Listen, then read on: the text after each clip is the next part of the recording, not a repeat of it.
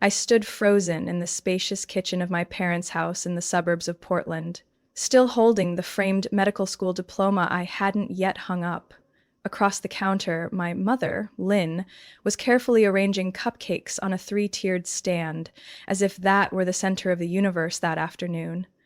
Without looking up, she said coldly, "She deserves it more, Natalie. She's always been more focused. You've always had other interests." I heard every word, like a slap that didn't bruise. My voice stayed calm, but my hands were trembling from how tightly I was gripping the frame. Mom, Emma and I both graduated with honors. Our GPAs were exactly the same. Do you even remember that? Lynn finally looked up, wearing the same expression that had haunted me my whole life. Like I was always slightly disappointing. Your sister doesn't have a wealthy mentor like you do. Isn't Dr. Aldridge practically your sponsor now? Emma needed help more. You've always managed just fine on your own. I almost laughed. A sponsor? I'd earned that research position with Dr. Aldridge after working 80-hour weeks in the lab, while Emma spent spring break in Palm Springs with our parents. That so-called advantage came at the cost of pure exhaustion. So, because I have a mentor, I don't deserve to have my loans paid off? I asked, trying to keep my voice from cracking. My father, Charles, walked in, placing a hand on my mother's shoulder in that wordless gesture of unified judgment. "No one's punishing you, Nat. We're just being practical. Emma needs more help. You've always been the independent one." Independent. That word had become the eternal excuse for why I was overlooked. When I was invited to present my research at the statewide student conference, they were in Arizona cheering Emma on at a tennis tournament. When I got a full-ride scholarship to college, they gave me a quick hug and then started discussing backyard renovations. Emma got a brand new SUV for her 21st birthday. I got a $50 gas station gift card. Today, they just finished paying off nearly $160,000 of Emma's student loans, a graduation gift they proudly initiated. Meanwhile, I still owed over $130,000. Same school, same tuition, same MD degree. Tomorrow was Emma's debt-free graduation party. They'd rented out the entire rooftop of Lumiere downtown. Relatives, friends, even a few of our former professors had been invited. The invitations read, "Congratulations, Dr. Emma Taylor, celebrating the journey of a young medical warrior." No mention of me, even though we had walked the same stage in identical caps and gowns just last week. "I'm heading out. I have an early hospital shift tomorrow." I grabbed my bag and left the table, voice tight, refusing to let them see the crack in my composure. "You're still coming to Emma's party, right?" my mother asked, for the first time in the entire conversation, sounding slightly concerned. Not for me, but for how my absence might reflect on Emma's big day. I nodded, forcing the words past my throat. "I'll be there." As I stepped out the front door, it felt like swallowing a stone. My phone buzzed. A text from Dr. Aldridge. "Need to see you ASAP. Big news," regarding the Brainbridge Fellowship. I froze. My chest tightened. If it was what I thought it was, then the injustice I'd swallowed for years wasn't just going to sting. It was about to be exposed. And this time, my parents wouldn't be able to contain it. I still remember the winter when I was 12. A brutal snowstorm had shut down nearly all of Vancouver, Washington. School buses were canceled, and our neighborhood lay frozen under a thick layer of ice. Emma sat giggling in front of the fireplace while Mom took her to the salon to get ready for her winter formal. Me? I shoveled driveways for neighbors to save up for a plastic anatomy model I'd been eyeing for weeks. It was one of the rare times I asked Dad for help. He just shrugged and said, "You're a smart girl, Nat. You'll figure it out." Since I was little, every effort I made was treated like a given. I taught myself to read at age 3. My elementary teacher called me the most promising student in class. My parents? They posted pictures of Emma in her ballet dress on Facebook with the caption, "Our little shining princess." When I aced advanced math tests, Mom's response was always the same. "Good, but don't forget to help your sister with her English project." As we grew older, the gap widened. In high school, Emma got private dance lessons and weekly drives to Portland for elite rehearsals. I walked 2 miles each way to the city library. I worked part-time shelving books, tutoring SAT, and cleaning the school's bio lab, just to scrape together savings for med school. Emma failed chemistry 3 times.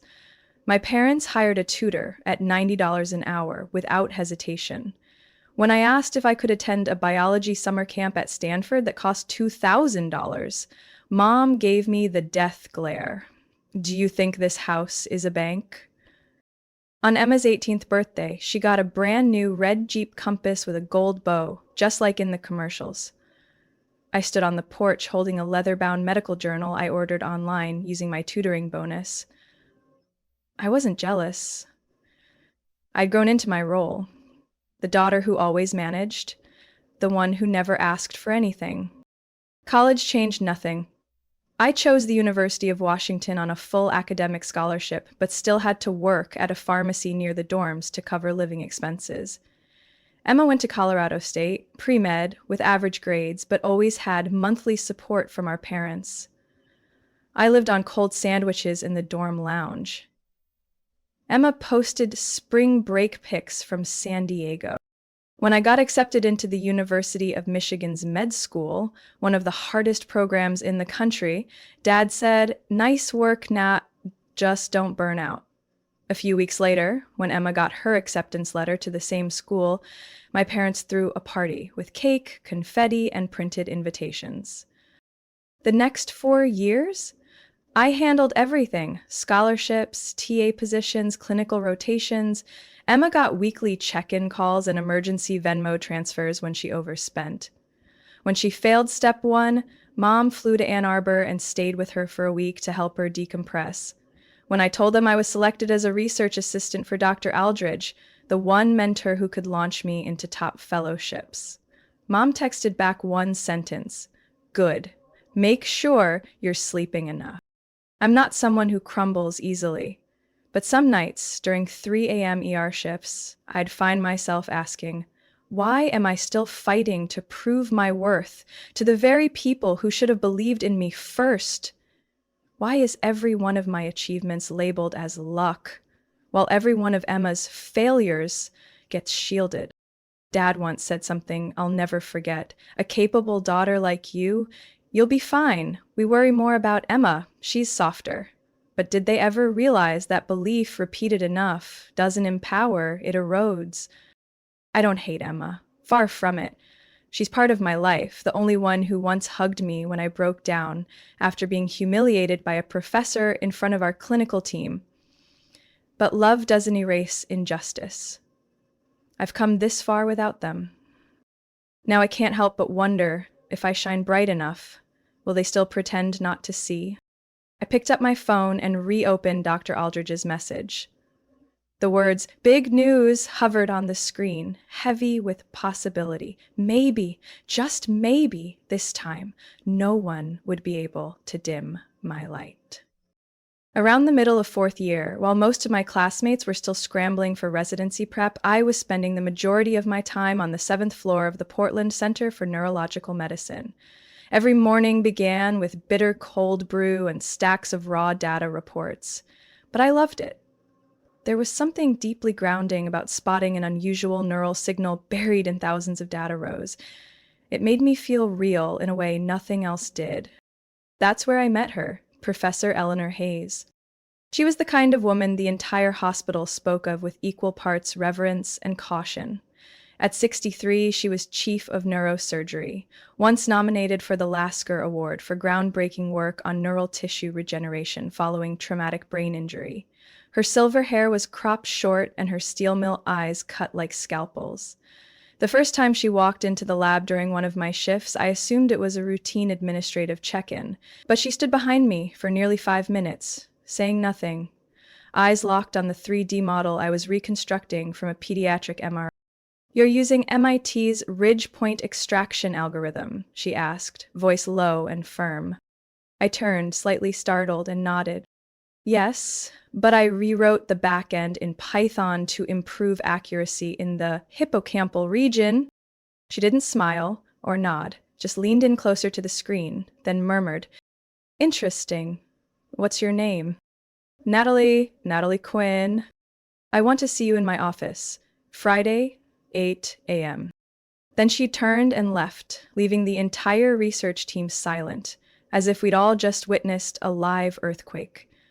I didn't sleep that night. Her office didn't look like any other physician's office I'd ever seen.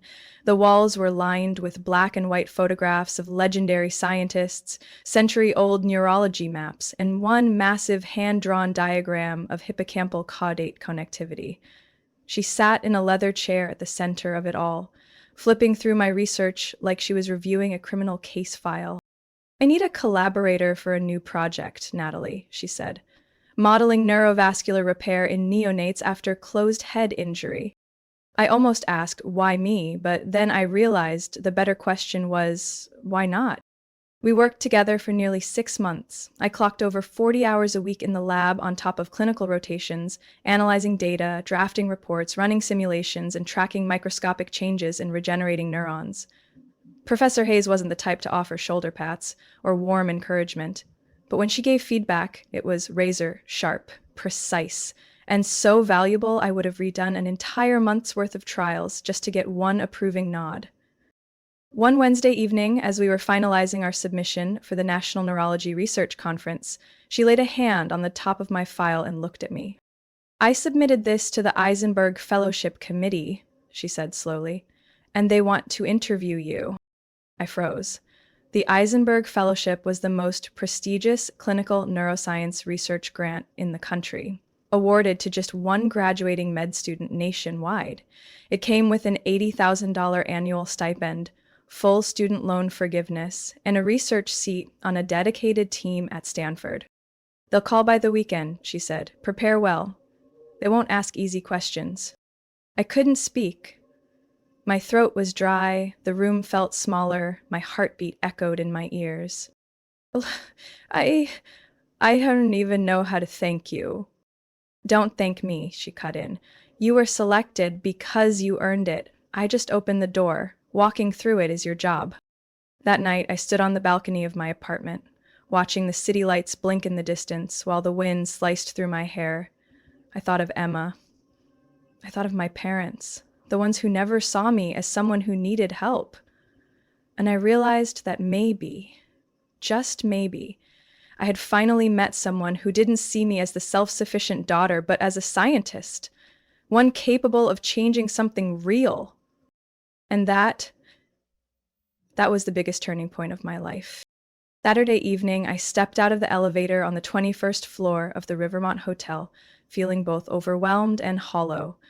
In front of me was a ballroom decorated like an expensive wedding. White silk curtains, gold-scented tables, crystal chandeliers glittering overhead. Right in the center hung a massive banner that read, "Congratulations, Dr. Emma Taylor, the pride of the family." Not a single word mentioned that the Taylor family had 2 newly minted doctors that year. I smoothed down my black-fitted dress, a minimalist cut I had bought with my weekend shift earnings. I wasn't here to make a statement. I just didn't want to vanish entirely from a celebration labeled as family. Emma spotted me almost instantly in the crowd. She rushed over and hugged me tightly, her familiar Chanel perfume brushing past my nose. "Thank God you came," she whispered. "Mom's asked me 3 times if you were showing up. I told her you were on call, but she keeps checking her watch." I smiled faintly, too tired to say anything honest. Emma looked radiant in a sparkling teal dress, her blonde curls cascading neatly over her shoulders. Around her, relatives, friends, and former professors offered handshakes, hugs, and congratulations. Me, I got summoned by Mom to the back near the catering table, where the servers looked confused over the gluten-free options. "Natalie, could you help them sort this out?" Mom said quickly, not waiting for a reply. "Uncle Sam's vegetarian, and Aunt Julie's allergic to shellfish. Just make sure nobody ends up in the ER." Then she turned away, flashing her best smile as she rejoined the guests. I bit my lip and nodded, like I always did. While I pointed the chef toward the vegetarian trays, a stir at the main entrance pulled the room's attention. A woman in a deep crimson suit walked in with sharp, deliberate steps, the crowd instinctively parting to make way. Professor Eleanor Hayes had arrived. She caught my eye and nodded slightly, the kind of nod that made my pulse skip. "Natalie," she said as she approached, "are you ready?" I froze for a moment. All week we had discussed the possibility of announcing the Eisenberg Fellowship tonight. I had hesitated at first, not wanting to steal the spotlight from Emma, but in our most recent conversation, Professor Hayes had been blunt. Some accomplishments, if not acknowledged publicly, will simply be buried. I think so, I said softly, but with resolve. We entered the ballroom just as my father raised his glass at the mic, voice brimming with pride. Our youngest daughter, Emma, has overcome such a challenging journey, and today, with immense pride, we welcome a new doctor into the world, and even more impressively, she's completely debt-free. Applause broke out. Emma smiled, slightly strained, and glanced at me from across the room.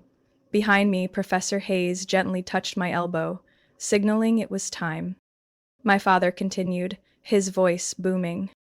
"We've always believed in Emma's abilities, ever since she first said she wanted to heal people. And if I may add something," Professor Hayes' voice rang out, cutting clean through the buzz. All eyes turned to her immediately. I swallowed hard. The room froze as she stepped forward, the lights catching her figure like a monument. "I'm Eleanor Hayes, Chair of Neurosurgery at the University of Oregon," she said firmly. "And tonight, I am honored to announce that the student who has worked alongside me for the past 2 years, Natalie Quinn, has officially been awarded the Eisenberg Fellowship, the most prestigious clinical research program in the country for graduating medical students." A beat of silence. Then murmurs rippled through the room. I stood still while Professor Hayes continued. "The fellowship includes complete student loan forgiveness, a research post at Stanford University, and an annual stipend of $80,000. The selection committee was especially impressed with Dr. Quinn's work on neonatal cerebral vascular regeneration, a project I personally believe will transform future treatment protocols in neuroscience." This time, the applause was real, not polite, not obligatory, genuine, awestruck. I caught a glimpse of Emma, smiling with pride, her lips mouthing, "Well done." As for my parents, they didn't clap. They were staring at each other, visibly rattled. Because in that single moment, everything they believed about fairness, hierarchy, and control crumbled. Right in the center of the party they had meticulously orchestrated for their one shining star. As the applause for me slowly faded, the guests began returning to their tables, the room still buzzing with uneasy murmurs. I couldn't decide what unsettled me more, being recognized in a celebration that was never meant for me, or the scattered look in my mother's eyes, hidden behind a strained smile she reserved for guests. I was quietly making my way toward a water station to steady myself when Emma appeared beside me, a half-champagne glass in hand. "You really went big tonight," she whispered, eyes wide with disbelief. "But honestly, this should have happened a long time ago." I turned to her, unsure what to say, but she went on, quieter this time. "I used to think I was lucky," she said, "but sitting there tonight hearing people praise me like I carried this on my own, I felt sick." I blinked, startled by her honesty. She had never spoken like this before. "What do you mean?" Emma lowered her voice further, eyes drifting toward our parents, who were now speaking stiffly with Professor Hayes, their faces tight and unreadable. "They used me to sell the illusion that everything in our family was balanced. I've never worked a day in my life. I never filled out a single aid application. When I failed, they blamed stress. When you succeeded, they called it luck. I'm starting to feel ashamed of the things I used to be proud of." I said nothing. For the first time in 26 years, Emma had spoken the truth I had carried silently like weight around my chest. "But you're still the one being celebrated tonight," I said, bitterness slipping through my voice. "No, not anymore." She placed her glass down on the nearest table. Then, without warning, she stepped up onto the small platform at the corner of the room, the one meant for opening toasts and closing remarks. Everyone, her voice rang out through the mic, shaky but firm. I know tonight was supposed to be about celebrating me, but I have to say something, because if I don't, I won't be able to respect myself tomorrow. The room quieted. My parents started moving closer, clearly unsure what was unfolding. My sister Natalie and I graduated together this year, same GPA, same med school, but only one of us was called the pride of the family. Only one had her student loans paid off. Only one had her name printed on that banner. Heads began to turn. Slowly, all eyes landed on me. Emma continued, slower now, deliberate. The truth is, without our parents' help, I wouldn't have made it through med school. But Natalie, she did it on her own. And deep down, I know she's the one who should be celebrated tonight. My mother rushed forward, trying to tug Emma's hand away from the mic. And this isn't the time. But Emma pulled back, steady. No, this is exactly the time.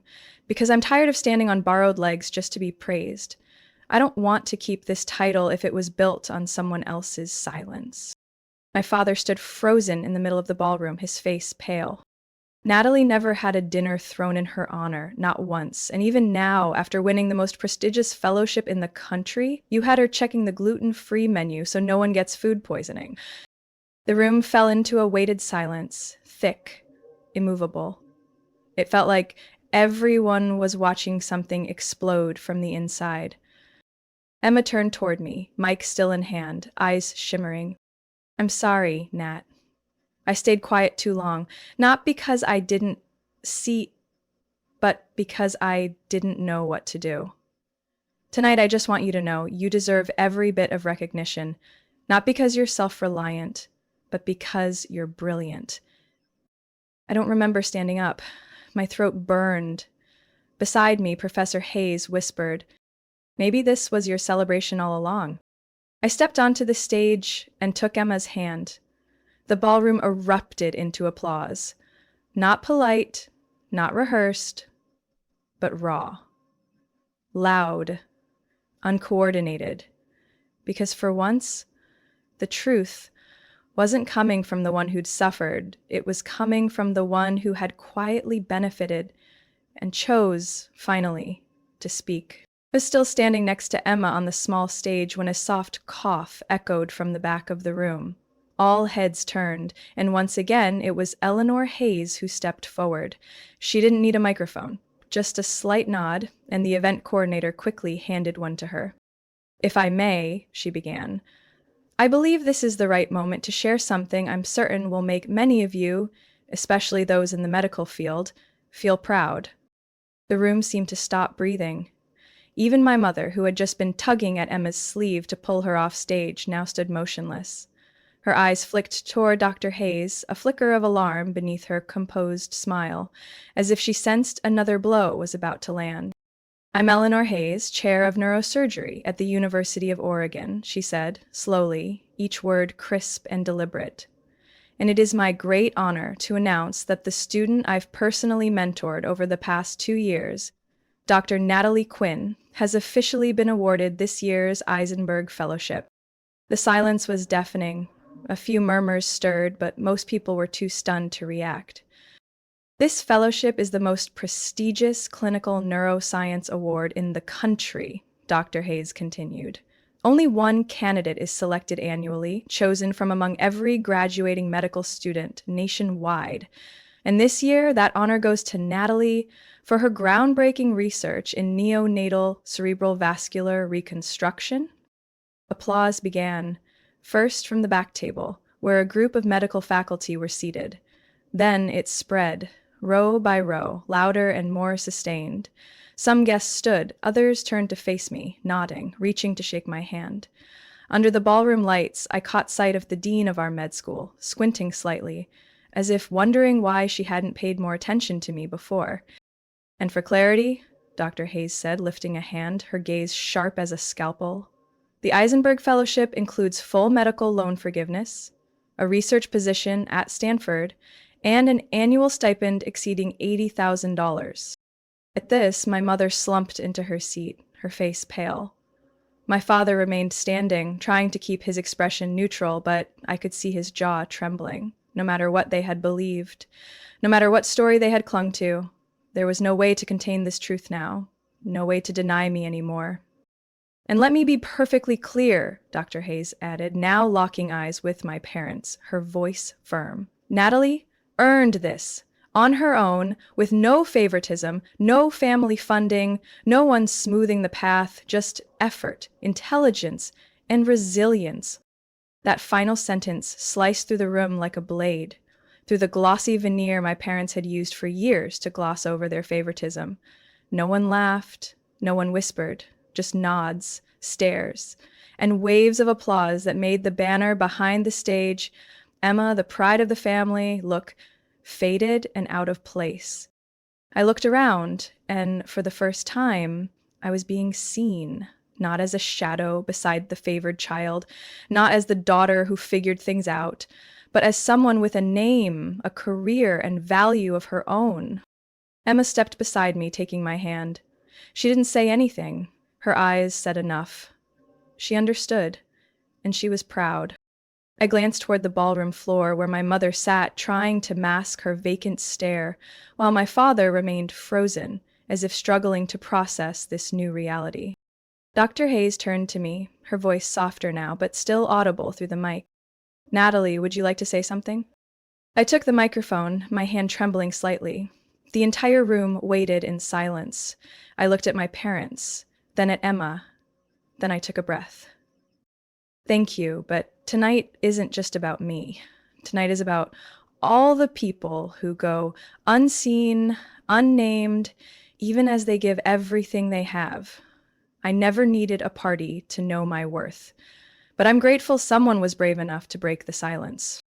A beat of stillness, and then the applause came again. From the moment Professor Hayes finished speaking, the atmosphere in the room shifted completely. People no longer hovered around my parents to congratulate Emma or ask about their parenting secrets. Every gaze in the ballroom had turned, for the first time in my life, toward me. I hadn't even stepped off the stage when a tall woman with salt and pepper hair and a flawlessly tailored black suit walked straight toward me, extending her hand. Dr. Natalie Quinn, I'm Sylvia Bennett, Chair of Neurology at Detroit Memorial Medical Center. I heard about your work from Professor Hayes, and am deeply impressed. I shook her hand, barely able to react, before she continued. If you're considering returning to the East after your fellowship at Stanford, keep Detroit in mind. We're expanding our early intervention research in pediatric brain injuries.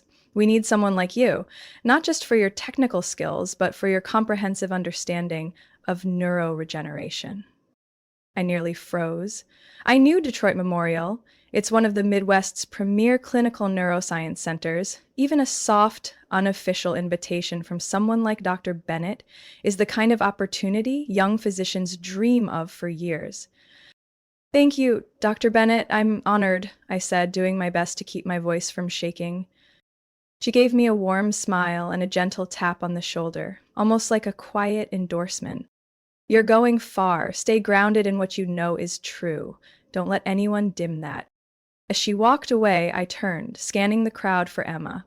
She was standing near the dessert table with a few of our old classmates, but her eyes never left me. I motioned to her, and within seconds, she was by my side. Her expression as warm as it had been the last night we studied side by side in Ann Arbor during our overnight shifts. What was that about? She asked softly, sensing something had shifted. Dr. Bennett just invited me to consider joining her department in Detroit after the fellowship. Emma went quiet. Then, without warning, she pulled me into a hug. You don't know what this means to me, she whispered. All these years I thought you were strong enough to not need support, but I was wrong. Strength doesn't mean not needing to be seen. I'm sorry I wasn't there for you sooner. I held her tightly for the first time, free from resentment or regret. All those tangled feelings had been replaced with something deeper, understanding. We stood like that for a while until a group of medical faculty approached, including Dr. Alvarez, the professor who had once bluntly rejected me from his second-year research group because I lacked the credentials. Natalie, he said, nodding. Apologies for underestimating you. We just reviewed your research abstract. Truly outstanding. If you're interested in presenting at the Seattle conference this fall, send in a proposal. I believe the committee will be very interested. I nodded, thanked him, and this time I didn't feel like I had anything to prove. They had seen it now. Finally, they had seen it. By the end of the evening, my parents were still at the head table. My mother maintained a frozen smile like a mask, too tight to remove. My father, the man who once proudly said I didn't need help because I was the independent one, now sat quietly, staring into a long, empty glass of wine. I didn't walk over, not out of spite, but because I no longer needed anything from them. Not praise, not late apologies, not recognition handed out like charity. But I knew, eventually, they would come find me. Emma glanced toward them, then leaned in. If they try to pull you back in, for the sake of keeping up appearances, I'll take your side no matter how many arguments it causes. I took her hand. This time, I said, I don't have to stand alone anymore. 3 days after the party, I had just wrapped up a 12-hour shift at the hospital when I got a text from Emma. Mom and Dad are at your place. I think they want to talk. I wasn't surprised, and I wasn't in a hurry. Instead of catching a cab straight home, I stopped at a small cafe near the hospital, ordered a hot ginger tea, and sat in my car for 15 more minutes. I needed to breathe, not because I feared the confrontation, but because this time I wanted to walk into that conversation without carrying the weight of needing to be understood.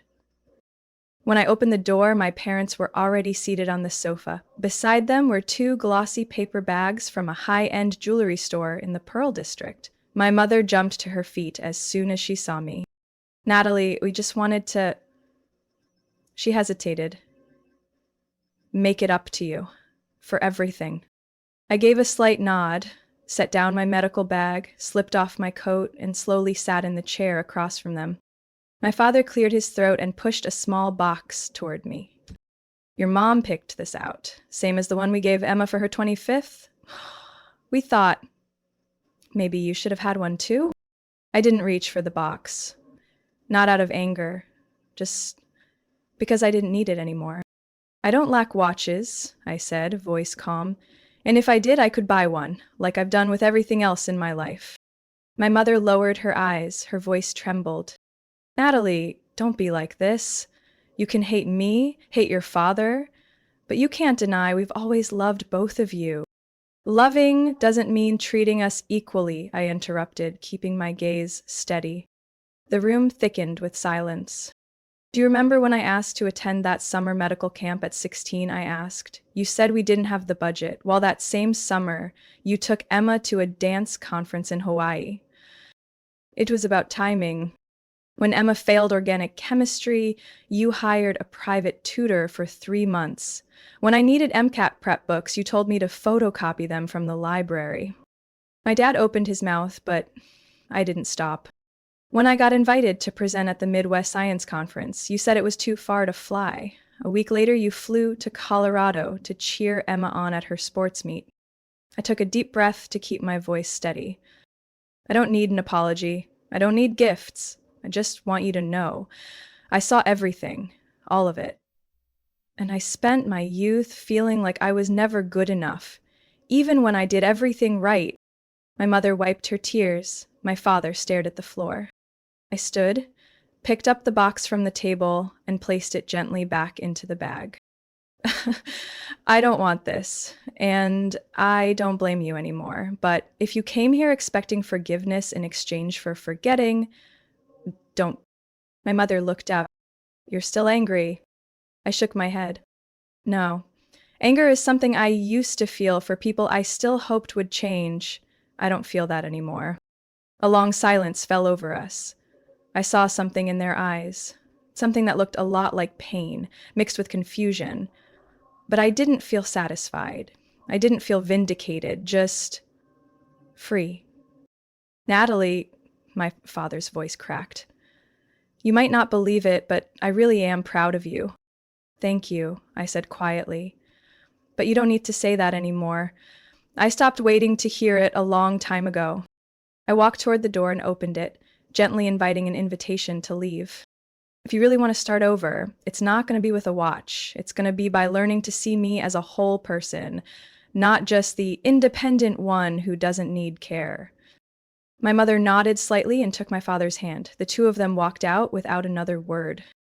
I stood in the stillness of my apartment, afternoon light filtering softly through the curtains. I didn't cry, I didn't shake, nothing shattered. Because the truth was, I had finally stopped needing to be loved in a way I had to beg for. And that was freedom.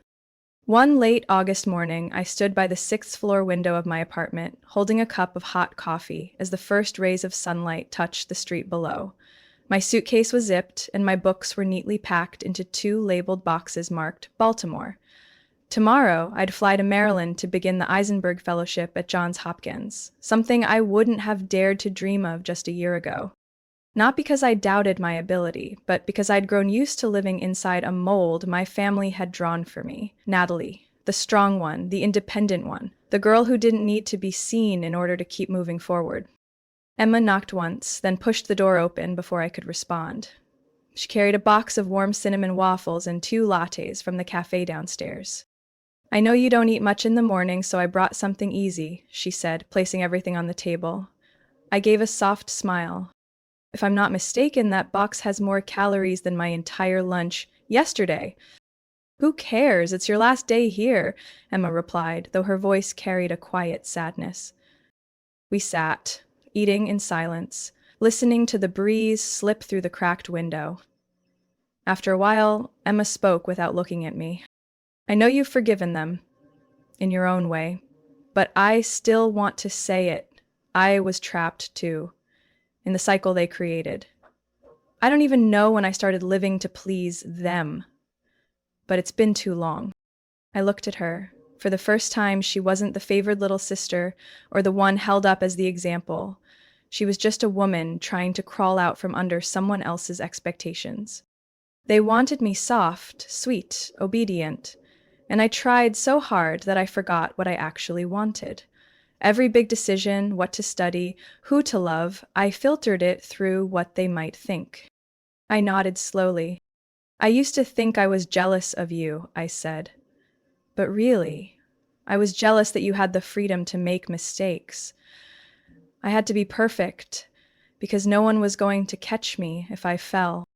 Emma pulled her knees to her chest, letting out a long breath. But that freedom came with a price, too. The more they loved me, the less I could afford to disappoint them. At least, you learned how to stand alone."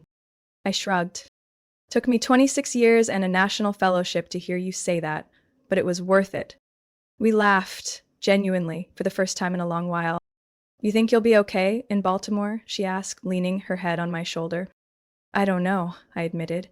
"But for the first time, I'm not afraid to do it alone. I know I can stand." The silence that followed was comforting. "I've been thinking about a few hospitals in Portland or maybe Chicago," Emma said. "I'm not so sure about staying in Detroit anymore. I want to make the decision for myself." I squeezed her hand. "Wherever you go, just make sure it's not a choice they make for you." A ping from my phone broke the stillness. It was a message from Professor Hayes. "Don't forget the vascular model you designed. The board is very eager to see it." I smiled. No matter where I went, I wasn't the girl waiting in the shadows anymore. I had a voice, I had recognition, and more importantly, I had the freedom to choose. As the sun rose higher, Emma and I packed the last boxes together. Before closing the door, she pulled me into a tight hug and whispered, "This time, I won't let anyone decide for me, not even Mom and Dad." I whispered back, "Just don't make me fly back here to drag you out, okay?" We laughed, and as the door shut behind me, I knew.